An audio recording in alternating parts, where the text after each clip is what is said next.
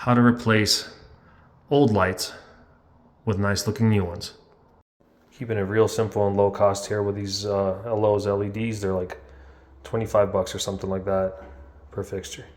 Step one, make sure the power's off. And if you're extra nervous, shut off all the power to your house and the neighborhood. Once the power is off, go ahead and disassemble the old light fixture.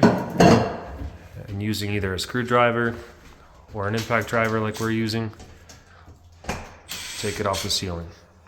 Step two, and at this point you've confirmed for sure the power is off, you're going to disconnect the wires. If you're fancy and super duper safe, you can double check. Usually the switch will do, the breaker will for sure do it. Chances are in a modern house you're going to end up with something that looks like this. This house was built in like the early 80s. You're going to end up with a ground wire, white wire, black wire in some form of a work box. So this is what we have to go with today. So the new light came with its own little mounting bracket, so we went ahead and took off the old one and installed the new one.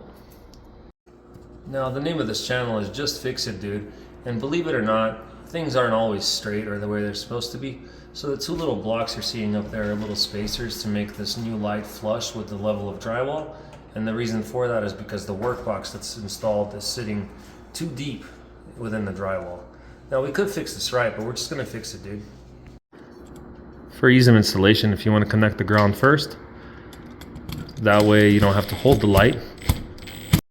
For whatever reason, these new light fixtures come with like a 1/4 inch of pre-stripped wire, and you're always going to want to strip off some more to give yourself enough actual wire to work with.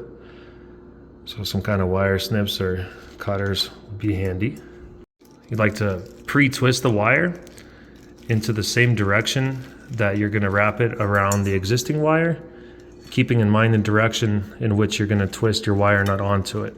You don't want your wire nut undoing your connection. And also the wire nuts that come supplied with these cheap LEDs are not the best. You should probably spend a couple bucks and get yourself a pack of good wire nuts. Make your life a lot easier. So once you got your twists and wire nuts on there, do a little pull test, make sure they don't fall off on you so you know your connection's tight. The ground is connected, the white is connected to the white, the black is connected to the black. Everything's tight, pretty much ready to mount this light.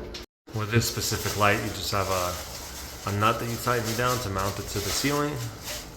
Real simple. And then if you did it right and you flip the switch, that should happen. Cover just twists on and locks into place. Make sure it doesn't fall off. Do a little tug on it. Bam, there's a working light. This type of installation should take you like between 5 and 10 minutes. By doing the simple job yourself, depending on where you live, you'll probably save anywhere between 50 and 125 bucks in labor. Here in Colorado Springs, probably around 100 bucks a light.